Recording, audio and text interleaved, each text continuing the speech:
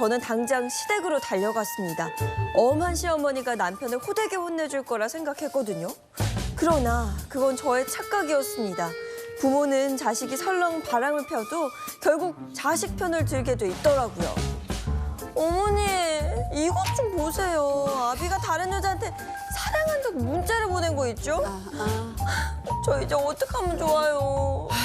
올게 왔구나. 에미야, 또 그치고 너무 상심하지 말어라. 이게 다 내 팔자려니. 생각해야지 이제 와서 뭐 어떡하겠니? 아니 잠깐, 어머니 그게 무슨 말씀이세요? 제 팔자라뇨? 아니 뭐 내 말 너무 곡해하지 말고 들어. 내가 너네들 결혼하기 전에 사주를 봤어. 네. 응? 네 사주에 남편 바람수가 많아.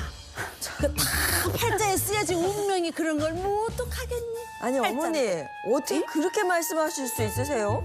바람은 남편이 편든데 뭐 제 팔자, 제 탓을 하시다뇨. 아니 저 결심 굳혔어요. 당장 이혼할 거라고요. 쟤는 사람이 좋게 말해줘도 뭐 못 알아들어. 팔자가 드세서 그런가? 쟤 왜 저러냐 진짜. 아유. 팔은 안으로 굽는다는 말이 괜히 있는 게 아니더라고요. 그렇게 시어머니는 바람 피운 남편을 두둔했고 저는 그런 남편과 시댁에 질려서 결국 이혼을 하게 됐습니다.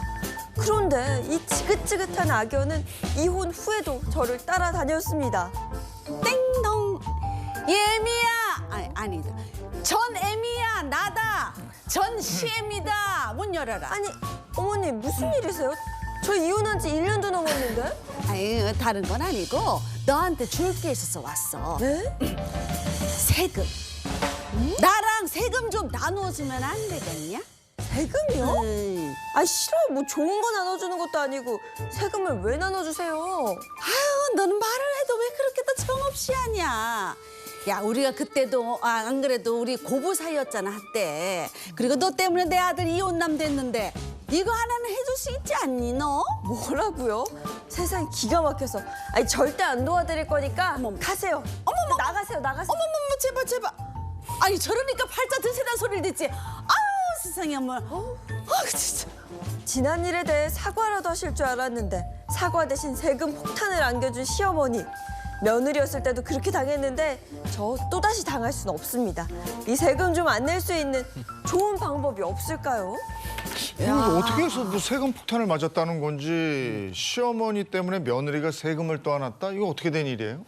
네, 이 남편과 시어머니에게 2번이나 쓴 상처를 입은 여성의 사연입니다. 30대 여성 김연상 씨는 친구의 동생 연하남 씨에게 적극적인 애정 공세를 받았습니다. 친구의 동생과 사실 잘 될 거란 생각은 전혀 하지 않았는데 이 결혼하면 손에 물 한 방울 안 묻히고 호강시켜주겠다는 이 연하남의 듬직한 말에 마음의 문을 열고 청혼을 받아들였다고 합니다.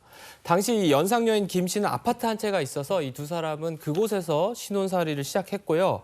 그러나 그녀는 며칠 만에 결혼을 후회하게 됐습니다. 이 손에 물 한 방울 안 묻히겠다고 했던 남편은 매일 눈물바람을 짓게 만든 겁니다. 에휴 당했어. 물 한 방울 안 묻히게 해주겠다. 이런 허무맹랑한 말은 믿으면 안 되죠. 근데 갑자기 어떻게 돌변하게 된 거예요? 이게 술자리를 좋아하던 연하의 남편이 매일 외박을 좀 했고요.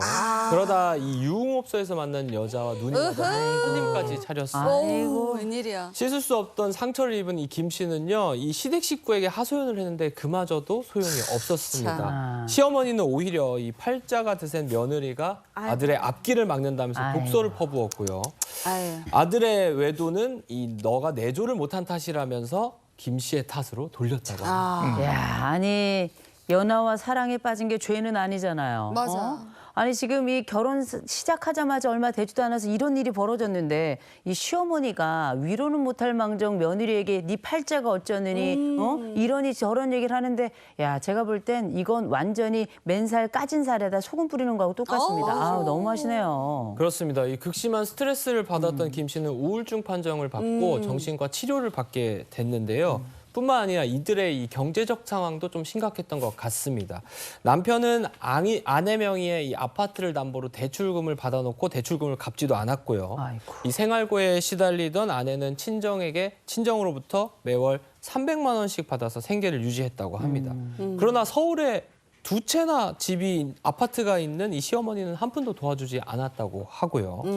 결국 김 씨는 살고 있던 아파트까지 팔아버릴 수밖에 없는 상황이 발생했습니다.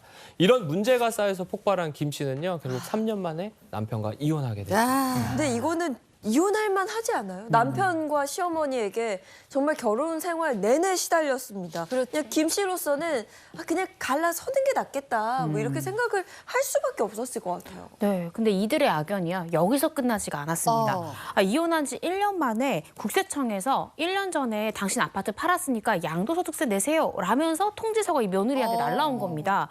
근데 며느리가 이상했어요, 김 씨가. 내가 가진 게 아파트 한 채뿐인데 왜 나한테 세금을 내라고 하지? 그렇죠. 왜냐면 아시다시피 1세대 1주택자는 세금이 안 내는 거잖아요. 왜 이런 일이 발생했을까 이상했는데 국세청은 김 씨한테 당신 1세대 1주택 아니다. 1세대 3주택자다. 라고 통지를 한 겁니다. 어찌된 일인가 했더니 이 시어머니가요. 이 김 씨가 전 남편이랑 살 때 몰래 이 김 씨 집에 전입신고를 해놓았던 거예요. 그래서 이 양도소득세 폭탄을 맞게 된 겁니다. 완전 당했다. 시어머니하고 같이 산 게 아닌데 어쨌든 그쪽으로 전입 신고를 했으니까 일 가구니까 예? 1세대 뭐 2주택, 3주택 삼주택. 그렇게 되는 거예요. 네, 그렇습니다. 그런데 전입신고를 왜 시어머니가 했냐면요. 네.